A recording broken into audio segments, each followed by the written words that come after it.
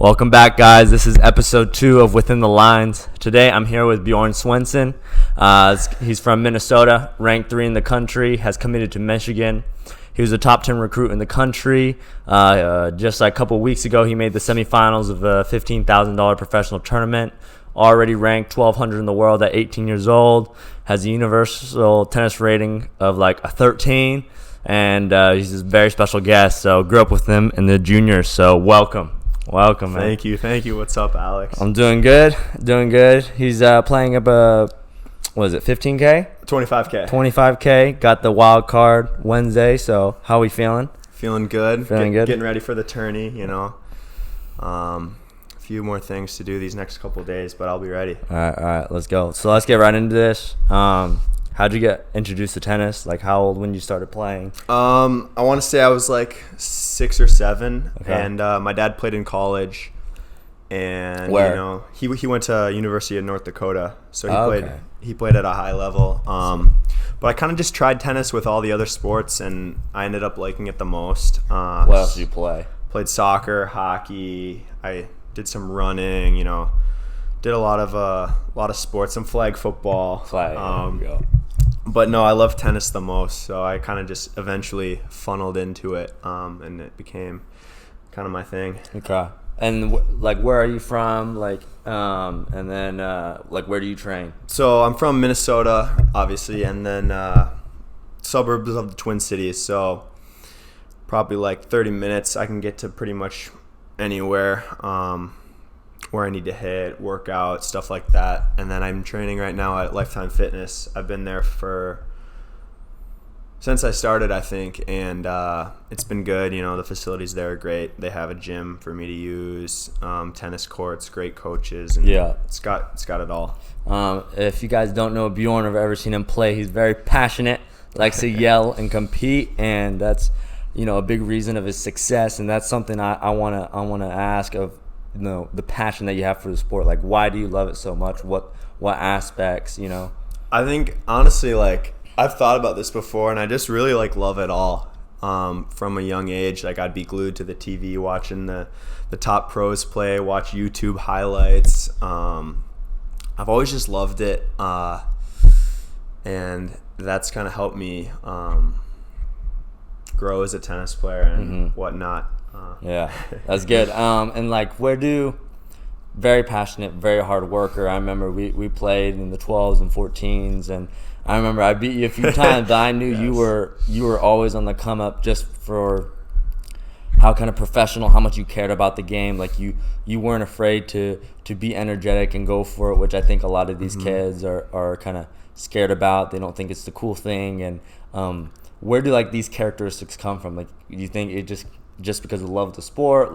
For me, it came from my parents. My dad told me a lot about discipline, Yeah. doing your best, stuff like that.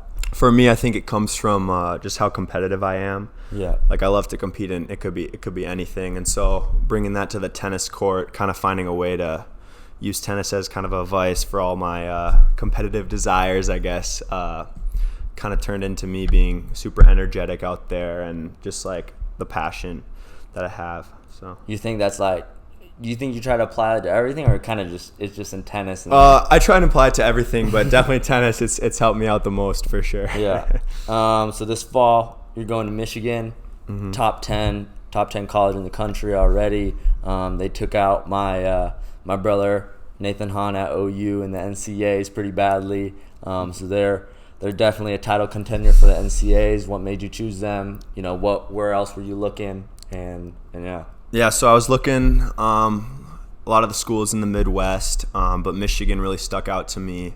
The coaches, the players, the school, academics. Basically, it was just the full package. And ever since I got an offer, I was super excited about it, and I can't wait to go there. That's sick. One thing that I think is a bit uncommon for a level of your caliber, especially for how young, is you went to regular school. I homeschooled. My first guest, Nicholas Hang, was homeschooled a lot of his life, and that's kind of that's kind of what it takes, that you kind of have to do to sacrifice for the traveling that you do to try to get to this level. But you went to regular school kind of like a regular kid, a little bit jealous, but like, how did that affect you? Did it help you? Did it give you better balance? Do you wish you homeschooled? Like, I think it definitely helped me, and yeah, like you said, good balance of like social aspect and stuff. My parents, I think, wanted me to go to a public school. I never really wanted to be sent away to an academy, so it kind of worked out. And I would play it pretty smart. Like, I always did a few classes online, so I was done during the day a lot sooner than the regular kids. Like, I'd get done by like noon and I'd be able to go hit, but yet I'm still going to like a public school, so I have that. But I definitely think it was good for me, and I did it all throughout kindergarten through 12th grade, so it worked out nicely. Did you do that like at a young age, like since 4th, 5th grade you were leaving early, or kind of? So around where I kind of chose tennis to be like my one sport, I would say like a year after that, when I got really serious, started playing more national tournaments, I really started caring more. I started doing that, and I think that was around 7th grade, 8th grade is when I started. That's sick. Yeah, I'm a bit jealous, but no, we're good. So now we'll go to your training regimen and kind of go in depth about that, because I think I think it's great for people to understand how much time actually goes in, not to even be one of the greatest players of all time, but just to be a Division I tennis player. I don't think people understand how much dedication and stuff like that. So we'll go like, how many days did you train? How many hours? And do you do any mental training? Kind of emphasize upon that. Yeah, so for me, it's been big.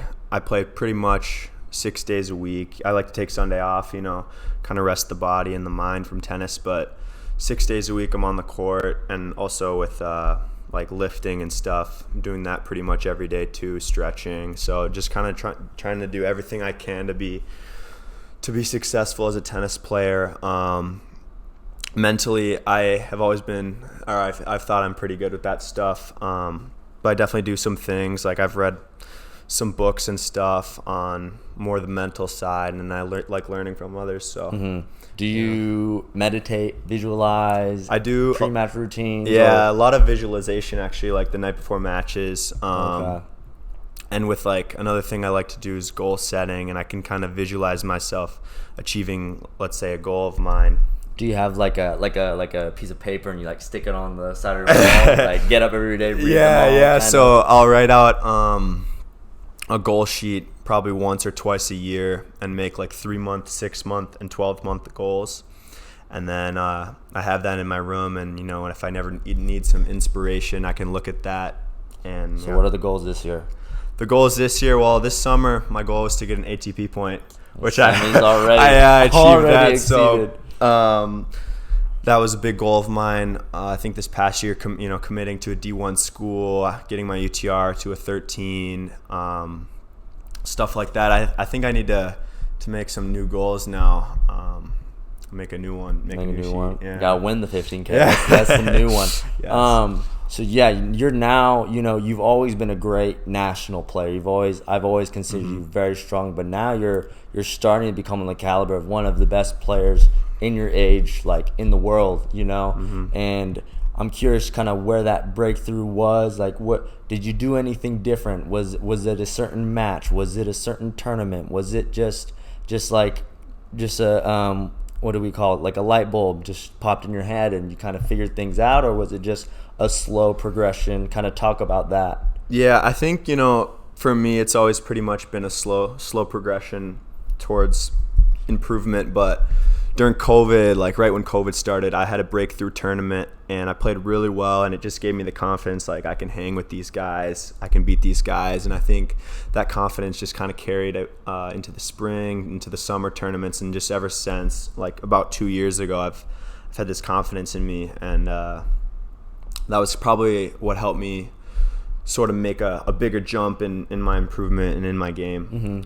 What do you think caused that confidence? Do you think it was the preparation of your work, or was it just like just kind of a realization of like, you can do this? Was it like, what was it really? I think for me, it was more a mix of a lot of things. Like I started lifting off the court, taking stuff like that more seriously, stretching stuff.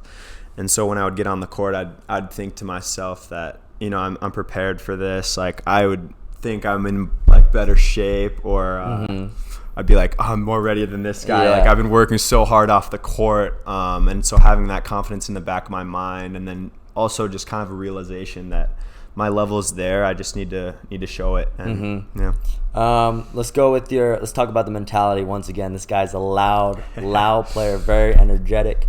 Kind of, where does that mentality come from? Does that come natural to you, your intensity, or is it something you kind of had to form over the years? Kind of talk about that. Yeah, so I've always been pretty loud on the court and intense, and I think it also just comes from how competitive I am.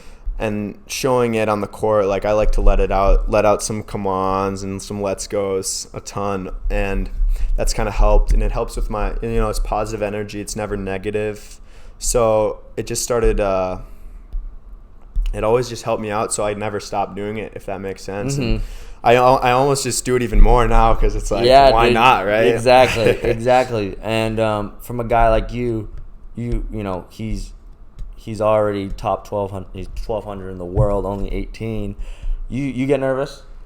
I do get nervous. Yeah, still nervous? It's more butterflies in my stomach, like excitement before my matches. So, you know, being loud on the court kind of can get rid of those nerves. I think as well, and also in college tennis, like everyone's loud, everyone's showing this positive energy. So, having that in the back of my mind, I think also kind of inspired me. Do you think you're more nervous when you were younger or now? Because I think I talked to Nico a little bit, or some of my friends, and they're like, I'm so much more relaxed now than when I was younger because I cared so much about winning. Like, right. Were you? I think I'd probably say I was more nervous when I was younger just because I wasn't as good, you know, so I'd get a little bit more nervous before matches, and now it's kind of like I've been through it. I've played a ton of tournaments over the years, so like I know how to handle the nerves better. They're still there, but I just know how to handle them better. So give a little bit. I know I don't want to like reveal some nuggets that you don't want to spread, but what do you kind of do with those nerves? How do you kind of deal with it yourself?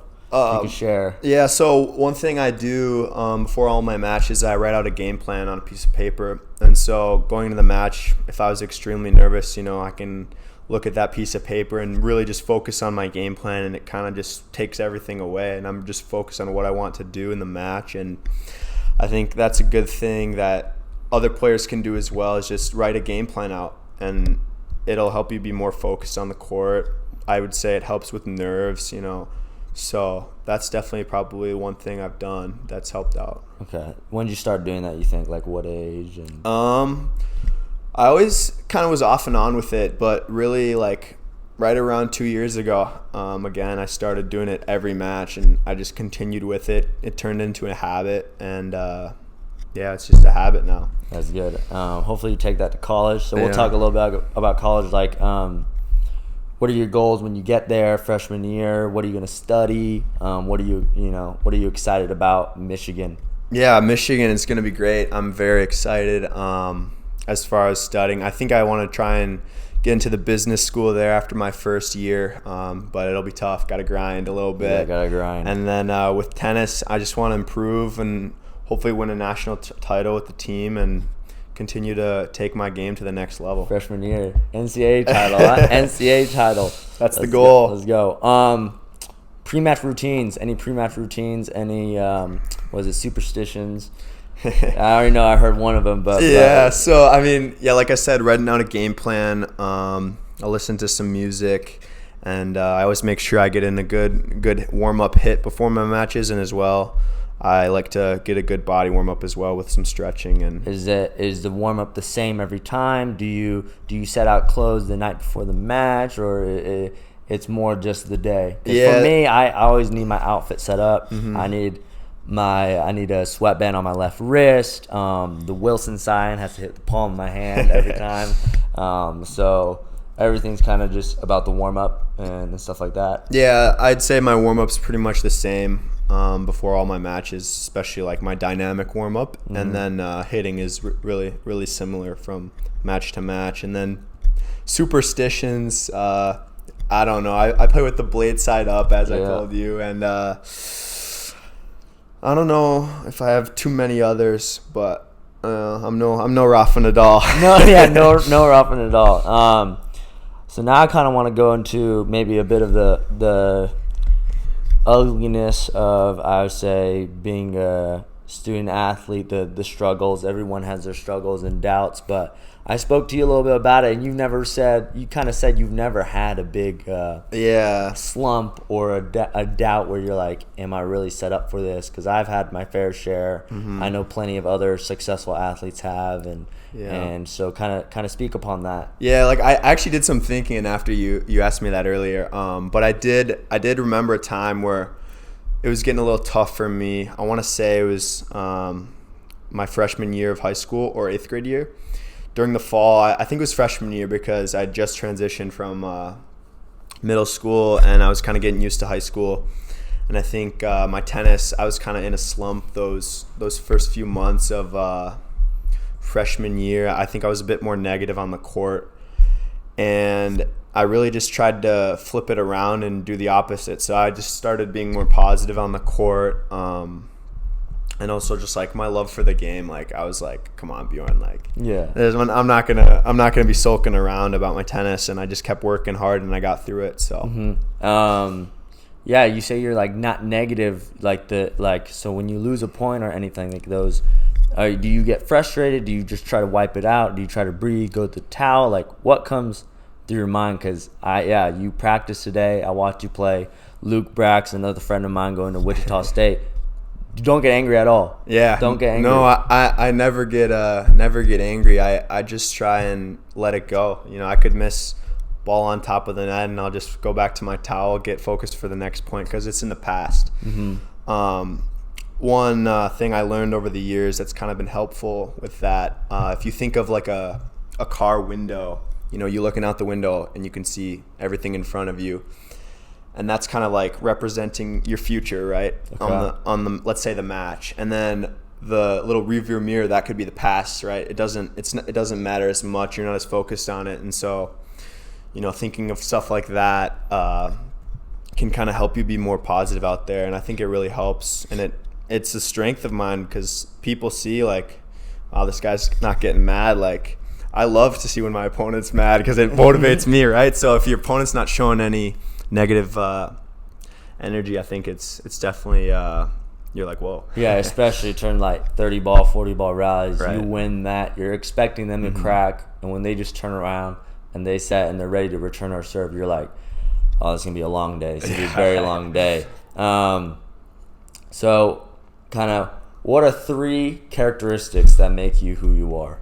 3 characteristics, like probably the 3 most like important in terms of like these 3 things. Like without these 3, I probably wouldn't be the person or player I am, and these are like I want to stick by for like the rest of my life. I mean, I would say my competitiveness definitely is probably number 1. Yeah. And then the other 2, I don't really know. I could do some thinking, but I would say definitely competitiveness, and for my tennis, like I said, love for the game, I think is really big, and maybe positivity would be the third one. Yeah, that's super important. Like, where did you? Sometimes, you know, people don't like being overly positive. Like, why has that stuck by so much for you? I've just always found I enjoy the game more, right? Because if you're always focused on, you know, what happened in the last point, oh, I missed an overhead, like you're focused on, oh, I just had a bad loss, like you're not going to be liking it as much, rather than focus more on like next match, you know, what can I do to improve, stuff like that. And I think a good positive mindset really helps people out. So that's good.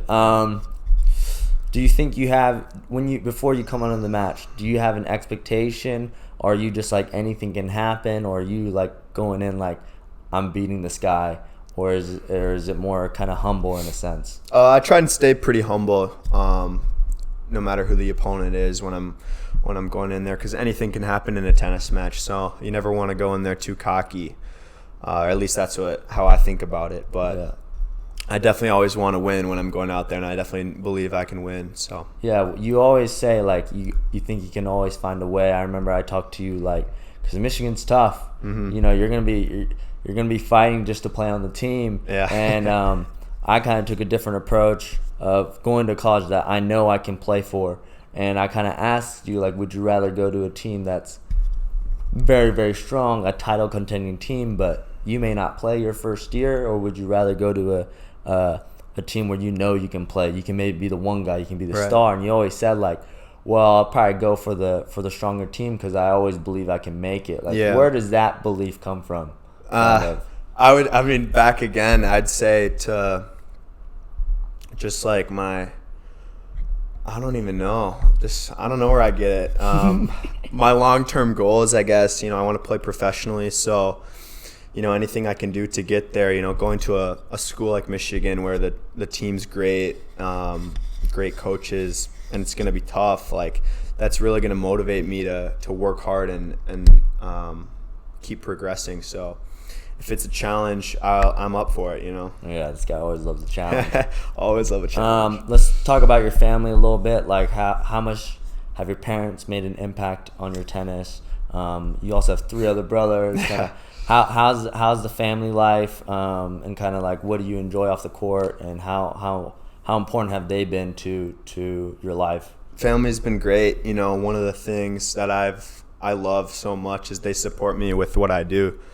Some people I don't think have the same support that I'm getting. Like my parents are all on board with my tennis and my goals. They want to help me achieve it, and I think that's big. And then I have 3 younger brothers that also love sports, so we're always out playing tennis in the yard, doing something active. But yeah, family's good. Your dad coach you a lot? My dad did. My dad also played college. He was trying to coach me so much. I'm like, Dad, get out of here.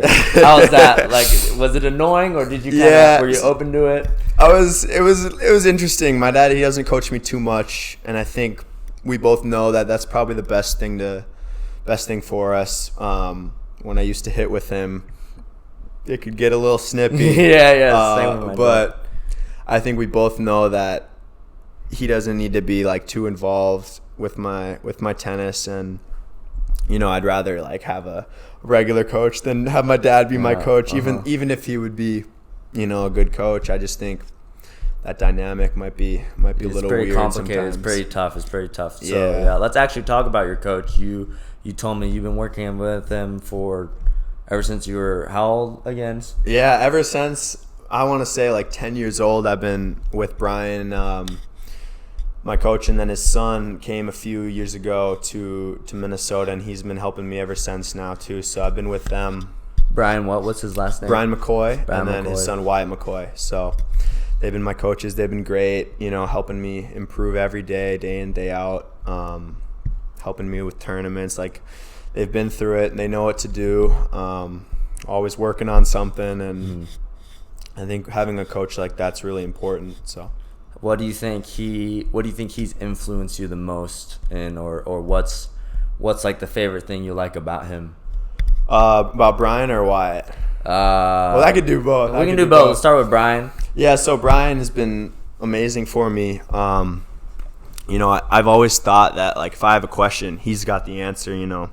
So if I can go up to him and ask him something, my forehand's a little off today, or I didn't have my serve wasn't the best this past tournament. We're right on it, working on it, and we can fix it up pretty quick.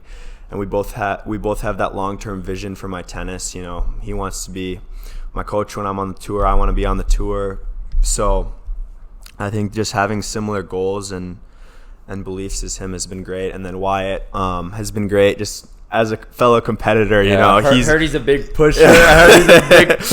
Yeah, so Wyatt's awesome. He played for Notre Dame, was an amazing player growing up, and he's still an amazing player. So we still have a ton of battles. He used to beat me down every day, and it just like made me more and more fired up to finally get him one day. And now I'm starting to take him out. Starting to take him out a little bit, but he's still working hard, and definitely has been good to help me as a quality hit, and on the mental side as well. He's very mentally tough.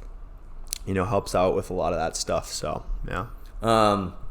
This is a podcast to try and share and try to give little nuggets and lessons, and hopefully we can have another 10-year-old young kid wanting to pursue tennis, or any person of any age trying to pursue a passion. Mm-hmm. What are, you think, 3 things that you would give advice to for them to pursue their passion? Yeah, I would just say continue to play and keep growing your passion. For me, when I was younger, I'd spend hours in the basement against the wall, watching YouTube videos, going to matches, really growing my passion and love for the sport, and that was big for me. And then I would also say play a lot of tournaments. I think competing is good, and it'll help you in many ways. And then maybe a third thing would be gotta think here. Take your time. Yeah. Third thing. Let's think. We'll move on because he can't think of a third thing. It's all good. Just grow your passion, compete at a lot of tournaments. Yes. What Bjorn says. Yes, compete. What are your goals after you're done with tennis? What do you think you're gonna do? Do you have any idea? No, I mean, I'm all in with the tennis. Like, if I can, I want to be able to play professionally and do it as my job. So that's really the end goal for me. I haven't thought much past that. What do you think right now is the next key to get to that level? You think is it game? Is it time? Is it a mindset? Is it what do you think it is? I think just continuing to improve. So in all aspects of the game, on and off the court, going to Michigan, I think will help me tremendously. Being on a team with a bunch of guys with similar goals, surrounding myself with those people, I think will be pretty big for me. Yeah. What do you think is like biggest strength and let's say biggest weakness? Ooh. Let's be vulnerable here. All right. So for me, let's see, biggest strength probably. My mental game. I don't get phased a lot, and I think that's been a good strength for me. And weakness, let's see. I don't know if I can give away. No. Let's see. I don't know, Alex. Oh my God. I don't know. Come on. This guy says he's humble. It's all arrogance, right here. All arrogance. I wanna jump to a little story. Of I kind of talking about how you never necessarily had that down of a slump, or you kind of did a little bit 8th grade freshman year, and then I remember you were telling me, I even forgot this, we played when we were 12 and I beat you 0-0 or something, and then I asked, like, did you not think then if this sport is for me? Because if I lost 0-0, I've probably thought that. But you said I was just so excited to be there. Yeah. Which I think is such a humbling and great way to think, even now. And I'm just wondering, do you think that now? Like, do you still get super excited at tournaments? Do you still sometimes feel like, that mindset for me? Like, I had that when I was younger, because I was like, oh man, a national tournament, or even my first sectional tournament. Right. It's like, holy crap, there's all these amazing players. Do you still think that way? Is it a little bit different? Kind of talk about that. Yeah, I mean, like when we played, that was probably one of my first national tournaments, zonals back in the day. And I think just from starting at the very bottom of tennis, and then growing slowly and seeing all these guys play these national tournaments, I was my first one. I was so happy to be there. I think I lost to you 0-0. I lost to Lewis Cloud. I remember 0-0, Hardy 0-0. And I was just so happy. I was like, man, I'm here playing a national tournament. These guys are amazing. And like, I almost had a belief back then, even that I knew that one day I'd be hanging with you guys. And so I think being grateful just to be there has been good. And yeah, it's continued on as I progress. Like, I'm not at the top of the sport yet, and so even just playing like these futures now and UTR Pro Series tournaments, like, I'm just so happy to be there, like, playing at this level. It's like thinking back to when I was like 8 and 9. If I would have told myself this, I'd be like, that's crazy, like, that's so cool. Like, I would have thought I would be like, no way. And it's really like a dream come true for me. So I think that attitude has always been helpful. So. Yeah, I think there's a big misconception. I think I've been a victim of it, of kind of when I was younger, I always was like, I had that same mindset. I was younger. I was like, man, there's all these great players. I hope one day I can be like that too. Or, I play freaking Samir Banerjee, and I'm like, oh my gosh, I'm on the same court. I lost 0-0 because I was so nervous or something. But I'm like, just so happy to be there. And then once I started having a little bit of national success, this and that, my mindset changed of being like, I can't think that way because I'm this good now. I'm kind of put that entitlement and kind of feeling like, oh, I'm one of the big dogs now. And I think that affected me a lot. And I think that hindered my passion for the sport. Okay. Because it was like, it didn't matter whether the game was fun. It didn't matter if I, how fun or how good the player was first round. To me, I'm like, this is first round. I have to win. I have to make quarters of this L1, level 1 national, or else it wasn't quote unquote successful for me. Yeah. So I kind of blocked out those great memories, the feelings of grinding against a great player or basically disrespecting other players, and that's kind of arrogant. So to me, I've kind of rekindled that kind of kid in me, and I think that's what I see in you, which is so kind of ironic in a sense that you have this firm belief, you have this confidence, almost in a sense of like a stubborn arrogance of like, you can find a way. You always think you have a chance. Right. But when you go to the match, you still have this feeling of respect, admiration, inspiration to all these amazing players. And I think that's a big combination reason why, like, in your head, you're very mentally solid. You're able to let things go. For sure. But speaking of admiration, inspiration, like who are some people that admire you and inspire you today?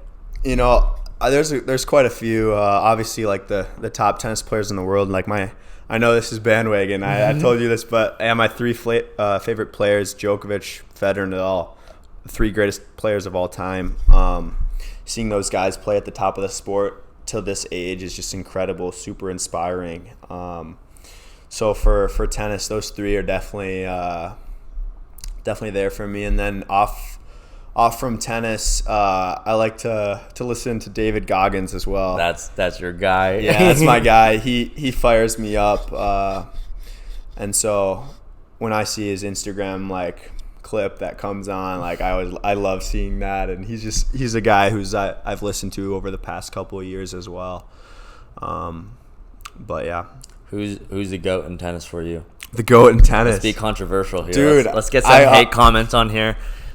I don't know if I could choose right now, but I could say that I'm pretty confident that Djokovic will end as the GOAT in this generation. And if you give it a few more years, I think there'll be no argument otherwise. Do you think like this generation? I think we're living in the best tennis generation of all time. We're having literally the three greatest players of all time.